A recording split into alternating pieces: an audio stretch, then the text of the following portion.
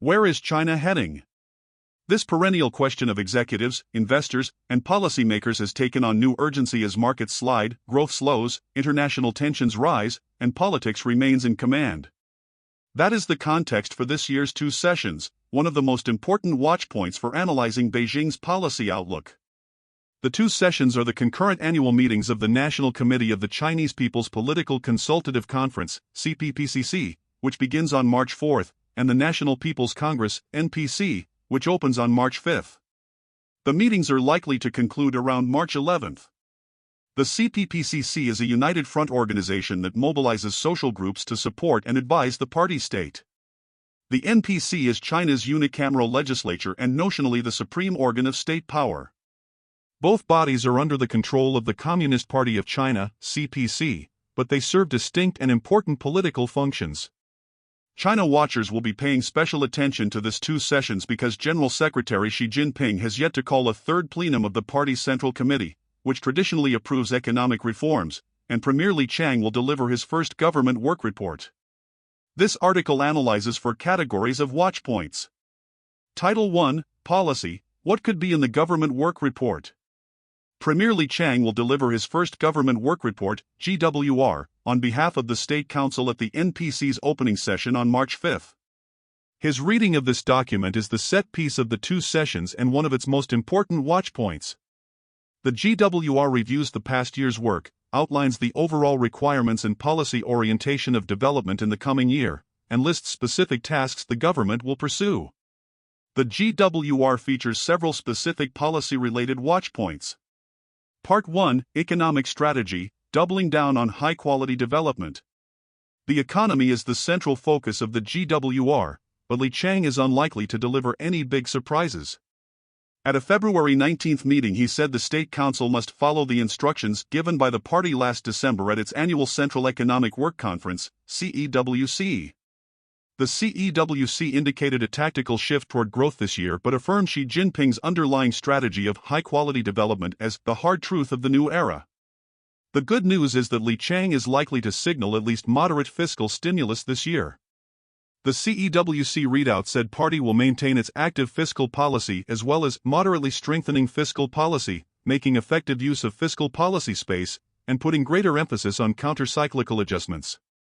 Despite a recent cut to mortgage rates, the US-China interest rate differential and fears of capital flight mean monetary easing will be less preferred, with the CEWC pledging to maintain its prudent monetary policy. A directive to build the new first and discard the old later also implied Beijing's resolve to favor planned and incremental reforms over the type of negative policy shocks that derailed markets in 2021.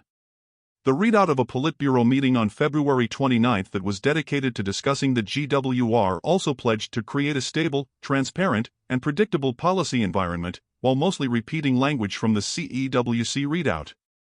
Li Qiang will likely bring sunny messages for private enterprises and the business community to try and drive recovery in consumption, investment, and the stock market. He told a State Council plenary meeting on February 19 that Beijing should use pragmatic and powerful actions to boost the confidence of the whole society, and a State Council executive meeting on February 23 that stabilizing foreign investment is an important momentum point for economic policy. Beijing is also accelerating the passage of a law to promote private sector development. However, the evidence thus far suggests that policy modifications will primarily involve fine-tuning existing economic policy mechanisms, rather than deploying path-breaking new approaches. Xi Jinping himself appears to believe that current issues are the short-term pain required for the long-term gain of a more secure and self-reliant economy. Even though there remain big questions about whether Xi Jinping can maintain China's growth rate without structural reforms that boost consumption, improve local finances, and allow a greater role for market forces.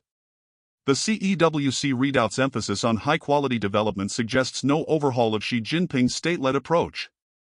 This concept is Xi Jinping's existing economic blueprint, introduced at the 19th Party Congress in 2017, embedded in the 14th Five-Year Plan in 2021, and elaborated at the 20th Party Congress in 2022. It entails a new development concept that balances the pursuit of short-term growth with long-term agendas to make growth more innovative, coordinated, green, open, and equitable. This couples with a new development paradigm focused on domestic demand, indigenous technology, and reducing foreign dependencies. Li Qiang is unlikely to reveal a definitive refocus on economic growth relative to national security, the confusing dual priorities of Xi Jinping's third term. Recent statements, such as Xi Jinping's comments on the annual reports of party-state institutions, have made positive noises about the importance of economic work. But on February 27 the NPC Standing Committee, NPCSC, revised the law on guarding state secrets to further strengthen the security state by introducing work secrets as a new category of restricted information that could affect firms that deal with China. Only a strong and clear signal would revive confidence in the Chinese business environment.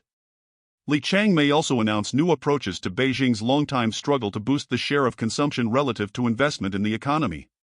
A meeting of the influential Central Financial and Economic Affairs Commission on February 23 focused on the potential for the renewal of industrial equipment, replacement of consumer goods, and reduction of logistics costs to stimulate consumption.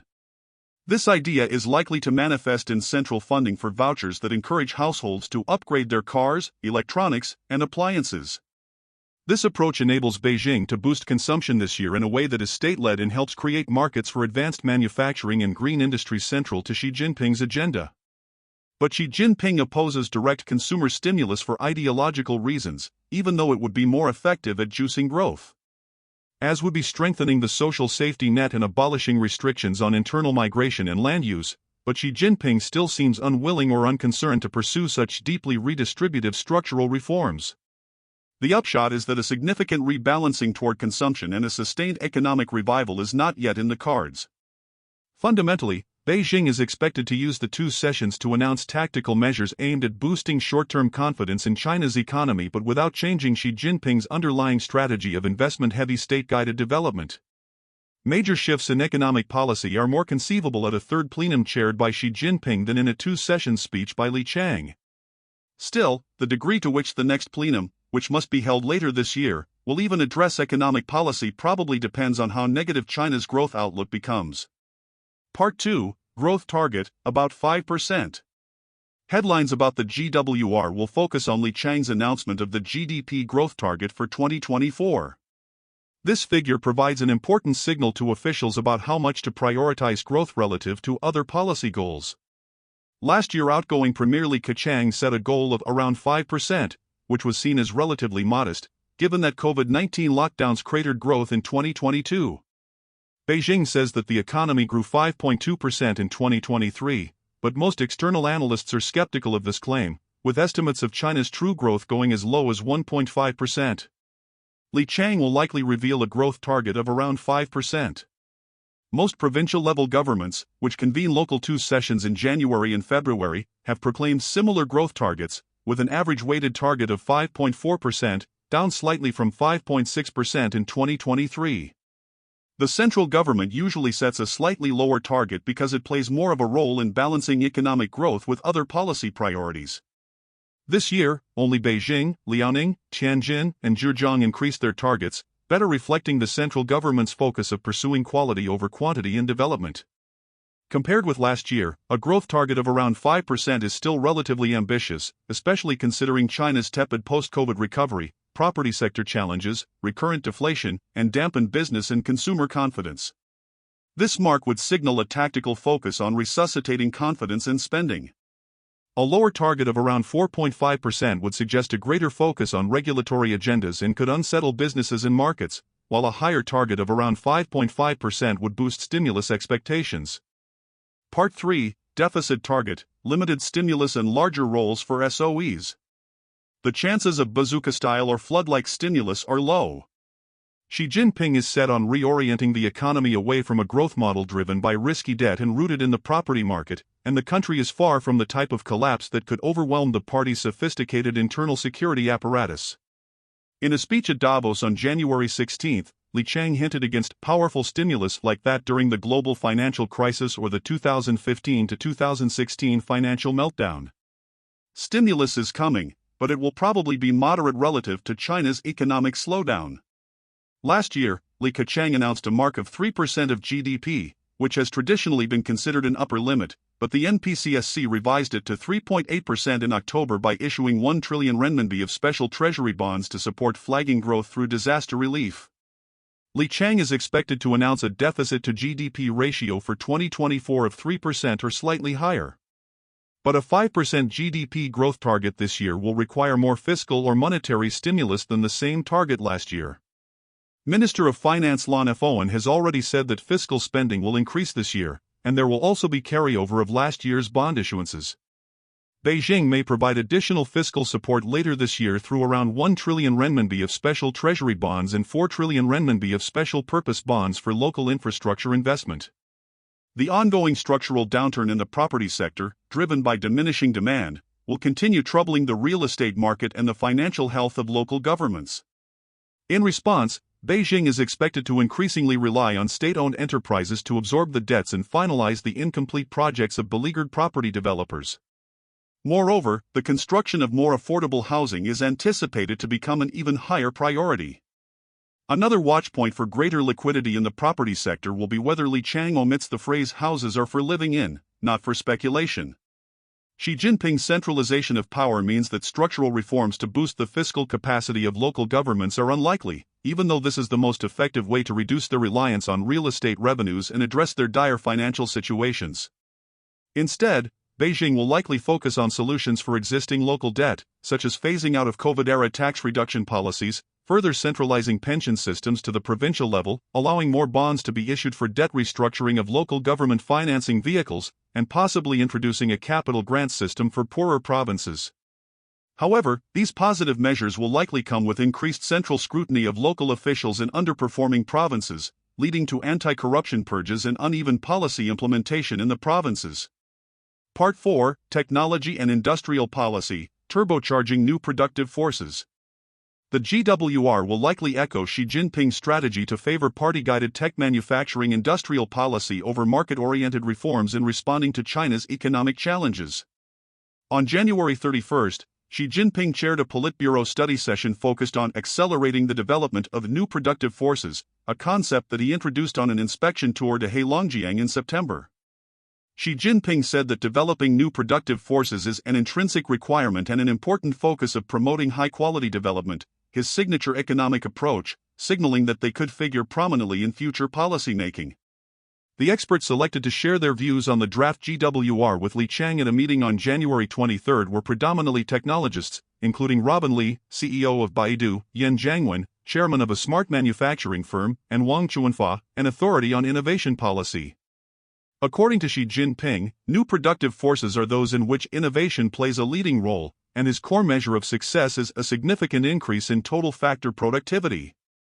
China's productivity growth and productivity relative to the United States have declined considerably in recent years, as the state advances and the private sector retreats.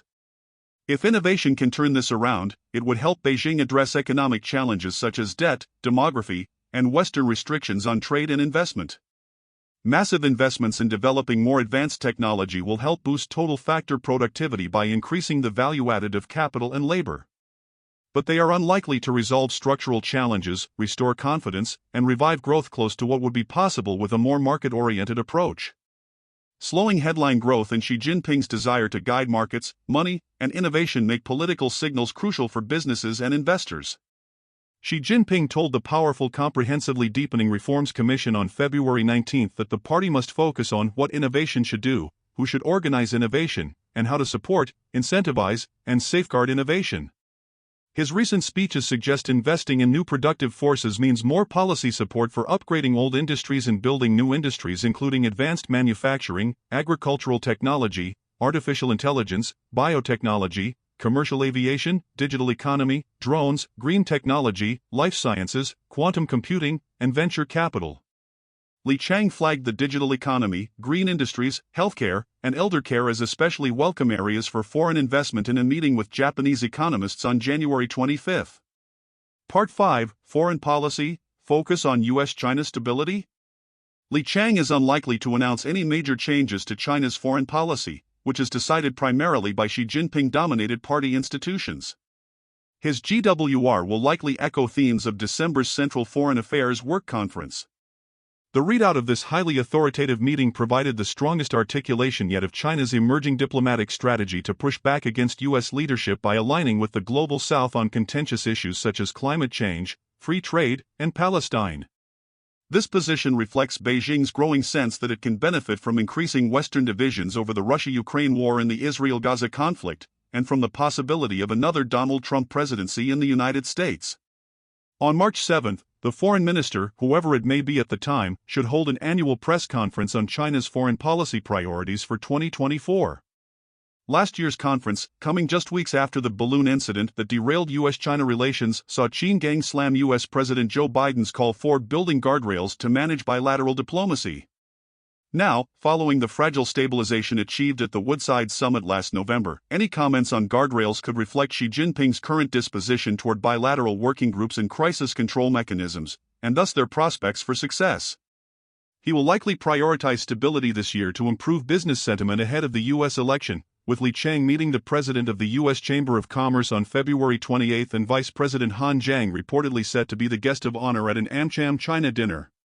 Li Qiang is also expected to repeat boilerplate lines about defense policy, such as achieving certain modernization goals by the centenary of the People's Liberation Army, PLA, in 2027, one step in a larger transformation that includes benchmarks in 2035 and 2049. Budget reports will also reveal Beijing's planned spending on national defense, which is likely to keep increasing. Last year, the announced military budget was 1.55 trillion renminbi, up 7.2% from the 1.45 trillion renminbi figure for 2022. However, these growth numbers must be interpreted with some caution, especially when compared with GDP data, as they represent nominal rather than real increases. Part 6, Taiwan and Hong Kong, Incremental Escalation? Beijing's stances on Taiwan and Hong Kong attract significant attention, but meaningful policy changes are unlikely. The GWR always includes a few lines on these topics, but analysts should be cautious about diagnosing major policy shifts, as this are more likely to come from Xi Jinping. In 2020, for example, Li Keqiang omitted the word peaceful when referring to Beijing's desire to reunify with Taiwan, a departure from standard expression, which some media outlets interpreted as a signal of impending aggression. That part of the report, however, had been abbreviated to accommodate discussion of COVID-19, and other officials soon reaffirmed Beijing's preference for peaceful reunification. The most interesting watchpoint this year is whether the GWR and CPPCC will vow to fight rather than just oppose or curb Taiwan independence. Wang Huning used this language for the first time at an annual Taiwan work conference on February 23, although lower-level officials have employed the phrase in recent years. Fighting would hint at stronger efforts to deploy military intimidation and economic sanctions to deter Taiwan's incoming president Lai Ching-te pursuing greater autonomy from the mainland. Part 7, Other Policy Watch Points. The GWR features a section on social welfare, which is becoming increasingly important for political legitimacy as growth slows and the potential for social instability rises, as highlighted in Asia Society's report on China 2024, What to Watch. The GWR, like last year, is likely to target about 12 million new urban jobs and an urban unemployment rate of no more than 5.5%, with added emphasis on youth unemployment and unemployment insurance for migrant workers. The government is also expected to respond to the socio-economic challenges of an aging population by boosting support for both childcare and eldercare services. The GWR also includes a section on environmental and climate policy, but weighty new announcements are unlikely. There may be greater emphasis on green technologies like solar, batteries, and electric vehicles, the new three industries that could become major growth drivers. However, while clean energy capacity is expanding at pace, China is significantly off track in delivering on its 2025 targets for reducing energy intensity and carbon intensity. It will be important to watch whether Li Qiang's speech suggests that Beijing is still committed to doing what it takes to achieve these goals given a more challenging economic trajectory. The NPC will also hear annual reports from the National Development and Reform Commission, NDRC, on economic and social development and the Ministry of Finance, MOF, on central and local budgets, as well as work reports from the NPC Standing Committee, NPCSC, Supreme People's Court, SPC, and Supreme People's Procuratorate, SPP. It will also hold final deliberations on the first-ever revision to the State Council Organic Law adopted in 1980, which will tweak the body's organization in ways that could enhance the NPC's oversight and power. The NPCSC work report will provide clues about which items in its 5-year legislative plan will feature in the annual legislative plan it will publish in April. Pending legislation related to economic policy and business operations that the NPCSC could prioritize this year include a consumption tax law, financial stability law, public interest litigation law, tariff law, and value-added tax law, as well as revisions to the accountancy law, anti-unfair competition law, customs law, enterprise bankruptcy law, foreign trade law, and insurance law. Title 2, Politics, What Will Xi Jinping Do? The two sessions are a rare political event in China where Xi Jinping is not front and center. The limelight belongs nominally to Premier Li Qiang, NPC Chairman Zhou Leji, and CPPCC Chairman Wang Huning. These lieutenants will adorn the front page of the party's mouthpiece, People's Daily, but the paper will still track Xi Jinping's every move, offering behind-the-scenes reports that often include more revealing quotes than the main readouts of his activities. Part 1, Xi Jinping's Remarks, Big Picture Political Themes. Xi Jinping's most important contributions at the two sessions are the remarks that he delivers to NPC provincial delegations and CPPCC sectoral groups. In 2023, he spoke to NPC delegates from Jiangsu, a joint meeting of two CPPCC groups, the China National Democratic Construction Association, CNDCA, and the All China Federation of Industry and Commerce, ACFIC, and NPC delegates from the PLA and the People's Armed Police. Xi Jinping always addresses this military contingent, but he usually visits different provinces and sectors from year to year. Such remarks often reflect or foreshadow key themes of national politics. Last year, for example, Xi Jinping told the Jiangsu delegates that the key to whether we can comprehensively build ourselves into a socialist modern power as scheduled is technological self-reliance and self-improvement. A side story revealed that he said, "At no time should we walk the road of urgency to deliver results, draining the pond to catch the fish, and caring only about GDP." At the CNDCA ACFIC meeting, Xi Jinping claimed that Western countries, led by the United States, have implemented comprehensive containment, encirclement, and suppression against China. These comments presaged domestic policies that prioritized security relative to growth and foreign policies that emphasized ties with Russia and the global South. However, the settings and messages of Xi Jinping's activities are harder to predict than those of the government work report. One watchpoint is whether Xi Jinping visits the NPC delegation from Hunan, where the local party secretary recently launched a great discussion campaign to emancipate the mind, which generated huge but probably unjustified hype about an economic policy overhaul. Part 2, NPC Vote Tallies, a measure of Xi Jinping's dominance. Xi Jinping's hold on the party will also be closely watched. The NPC has approved everything submitted to it for a vote, but approval margins are not unanimous, as supposedly anonymous voting emboldens some delegates to express dissatisfaction with certain policies or officials by voting no or abstain. In March 2013, for example, after air pollution hit record levels in Beijing, only 67% of delegates approved the name list for the new NPC Environment Committee. The NPC's average annual yes vote on the GWR, the NDRC Development Report, the MOF Budget Report, and the NPC, SPC, and SPP work reports has increased from a low of 85.3% in 2013, right before Xi Jinping became president, to a two-decade high of 98.6% in 2023. That more delegates either choose or feel compelled to approve Beijing's every move demonstrates Xi Jinping's stronger grip on power compared to his predecessors. Votes will likely be near unanimous again this year, but economic malaise raises the possibility of protest votes that could chip away at Xi Jinping's facade of invincibility, another delicate point to watch. Part 3, Premier's Press Conference, Getting to Know Li Qiang? At the end of the two sessions, Li Qiang is expected to hold his second annual Premier's Press Conference, continuing a tradition begun by Li Peng in 1991 and formalized by Zhu Rongji in 1998. He will spend about 2 hours reading prepared replies to carefully screened questions from journalists. However, his answers may provide further detail about policies in the government work report, and there is a small chance that his comments shed light on economic debates within the leadership.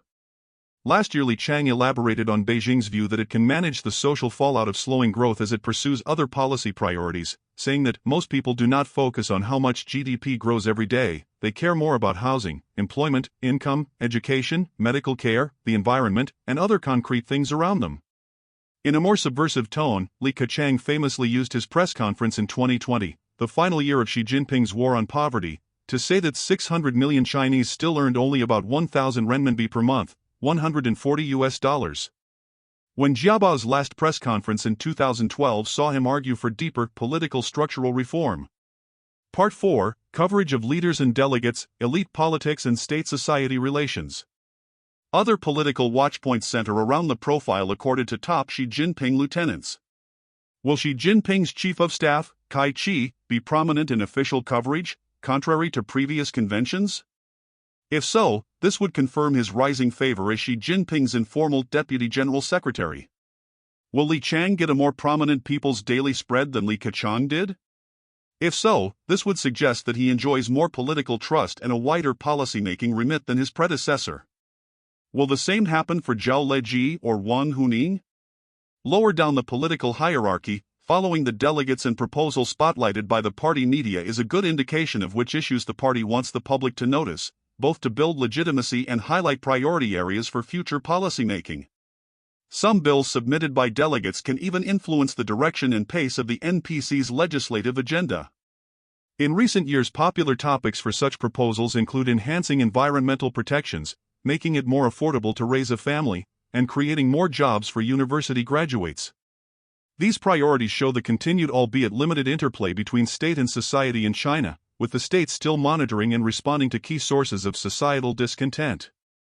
Title 3, Personnel, Beijing to restore normalcy to foreign and defense ministries? Last year began with Xi Jinping completing the political triumph he achieved at the 20th Party Congress in October 2022 by securing the selection of a slate of loyalists for top positions in the NPC, CPPCC, and State Council before and during the two sessions in March 2023. But some of those picks soon proved unwise. Qin Gang was removed as foreign minister in July, and resigned from his position as an NPC delegate on February 27, allegedly due to personal indiscretions when he was ambassador to the United States. Li Shangfu was removed as defense minister in October amid reports that he was under investigation for corruption. Both were removed from their concurrent role as state counselor, a higher-ranking post that placed them among China's top few dozen leaders. Beijing is expected to use this two sessions to complete the transition to their successors. Approving personnel decisions at the annual session of the 2,977-person NPC, rather than at a bi-monthly meeting of the 175-member NPC Standing Committee, NPCSC, which holds similar personnel powers, provides an added veneer of legitimacy to these unexpected turnovers. Part 1, New Foreign Minister? Lu Jianchao is the frontrunner to become China's new foreign minister. Lu Jianchao is currently the ministerial-level director of the party's international department, which handles party-to-party rather than state-to-state relations. He is a veteran diplomat who served as assistant foreign minister, head of Xi Jinping's overseas anti-corruption efforts, discipline chief of Xi Jinping's power base in Zhejiang province, and deputy director of the party's Central Foreign Affairs Office, CFAO, under Xi Jinping. Other contenders include Mai Zhaoxiu, the executive deputy foreign minister, who recently acted as China's representative at a G20 foreign ministers meeting, and Liu Haixing, a former diplomat who serves as executive deputy director of the Central National Security Commission. Lu Jianchao is the only active ministerial-level diplomat on the Central Committee, and his busy schedule of high-profile diplomatic trips suggests he is being tested for promotion. In January, he led an unusually diverse delegation of diplomatic, economic, and provincial officials to visit the United States, where he met with Secretary of State Antony Blinken and a host of officials, executives, and scholars. Lu Jianchao is a talented diplomat and a sophisticated English speaker, skilled at defending China's bottom lines without alienating interlocutors. He could help Xi Jinping stabilize relations with the West and repair some of the damage caused by aggressive wolf warrior diplomacy. But it is possible that Lu Jianchao will be passed over. Wang Yi, China's top diplomat, who sits on the party's elite 24-person Politburo as CFAO director, replaced Qin as foreign minister last July, returning to a role he held from March 2013 to December 2022. Wang Yi is widely seen as a caretaker, given that he has another higher-level job, but he now dominates the diplomatic policy space below Xi Jinping, leading some in Beijing to speculate that he could keep the role. If Lu Jianchao becomes foreign minister, the question is whether he will also become a state counselor.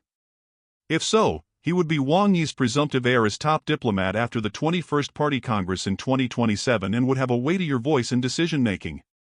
If not, he would remain well below Wang Yi in the pecking order and could turn to more belligerent policies to try and impress Xi Jinping. Part 2, Further Promotions for New Defense Minister? Dong Jun replaced Li Shangfu as defense minister in December.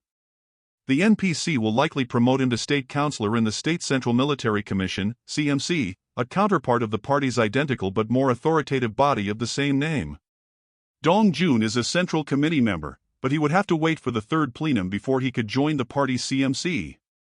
Dong Jun had served as commander of the People's Liberation Army, PLA, Navy since August 2021. He is the first naval officer to serve as defense minister, one of several firsts for the Navy under Xi Jinping's tenure and another sign of Beijing's rising focus on sea power. Dong Jun also has command experience in hotspot areas such as the East China Sea and South China Sea, reflecting the importance to Xi Jinping of advancing Beijing's maritime claims in these areas. Part 3: New State Counselors? Dong Jun is China's top military diplomat, and Liu Jianchao would be China's main interlocutor with foreign governments. Vesting them with the same roles and powers as their predecessors would help Beijing improve its international outreach at a time of significant economic uncertainty and geopolitical conflict. If neither Dong Jun nor Liu Jianchao becomes a state counselor, this could suggest a higher degree of mistrust and paralysis at the center of Xi Jinping's leadership and a poorer outlook for China's attempts to both manage tensions with the West and lead the global South. Part 4: Other personnel changes? There is a rumor circulating that Wang Qingxian, governor of Anhui, will replace Sun Yeli as director of the State Council Information Office, the party's top external propaganda agency. Wang Qingxian is a veteran journalist who worked with several Xi Jinping associates in Shaanxi and Shandong. His rise, following Xi Jinping's calls to improve economic propaganda, would add weight to the view that Xi Jinping sees China's market woes as primarily a narrative problem. Meng Fanli, party secretary of Shenzhen City, might succeed Wang Qingxian in Anhui. Another rumor holds that the Ministry of Ecology and Environment, MIE, leadership could be refreshed for the first time since April 2020. This idea is more speculative, as both Party Secretary Sun Jinlong and Minister Huang Ruanqiu are well below the ministerial retirement age of 65. However, Sun was linked to the now decimated Communist Youth League faction and Huang is not a Communist Party member, so Xi Jinping may want to replace them with closer political allies. Another possibility is the replacement of Minister of Transport Li Xiaopeng, the son of former Premier Li Peng, who will turn 65 in June and has held the role since 2016. Title 4: Timeline, Key Events. The CPPCC and NPC will not publish full agendas until the day before their opening sessions, but a review of past schedules sheds light on the likely order of business. Their sessions have begun on March 4th and March 5th, respectively, for many years, and an annual notice published by the Beijing Municipal Public Security Bureau on managing low-altitude aircraft during the two sessions hints that this year's proceedings will conclude on March 11th. Much of the time is taken up by CPPCC members and NPC delegates deliberating the drafts of various reports, although meaningful revisions are seldom made before they are adopted. This is the likely schedule. March 4th, CPPCC opening session, Wang Huning delivers the CPPCC Standing Committee Work Report, a CPPCC Vice Chairman delivers a report on work related to CPPCC proposals, NPC publishes full agenda for its 2024 meeting. March 5th, NPC opening session, Li Chang delivers the Government Work Report to the NPC, NPC delegates review the NDRC Development Report and MOF Budget Report. March 6th, Xi Jinping begins speaking to various NPC delegations and CPPCC groups. March 7th, the Foreign Minister holds an annual press conference on China's foreign policy and foreign relations. March 7th or March 8th, Zhao Leji delivers the NPCSC Work Report to the NPC, Zhang Jun delivers the SPC Work Report to the NPC, Ing Yang delivers the SPP Work Report to the NPC, MOF and NDRC leaders may hold press conferences. March 8th to 10th, approximate NPC delegates vote to appoint new ministers and state councillors. Possible CPPCC closing session, CPPCC delegates vote on resolutions to adopt the Standing Committee report and reports on work proposals. March 11th, NPC closing session, NPC delegates vote on resolutions to adopt the GWR and reports of the NDRC, MOF, NPCSC, SPC, and SPP. Li Chang conducts the Premier's press conference, after all meetings conclude. 万事不求人，私人助理、私人顾问时代来临了。六度万事，万事相助，超强博士群不断奉献专项服务，信息、财经、健康、文娱、教育、旅游、消费、科技、美食，让您的生活品质全线升级。六度世界现在体验，请去3W.6度.WORLD。限时免费期间，全体注册网友免费使用付费版的高级功能如下：支持论坛搜索，免费画图。第一步，点击右上角最左边的机器人符号开始对话，像图片中红框中的那样。第二步，如图选择6度万事，我们未来将推出更多的 AI 供大家选择。然后就可以与六博士悄悄畅谈了。还支持论坛内部信息搜索哦。您还可以让六博士做你的助手，帮你绘制漂亮图片。最后可以点击添加好友进来，一起与六博士工作。一起来 3w.6度.world 尝试吧。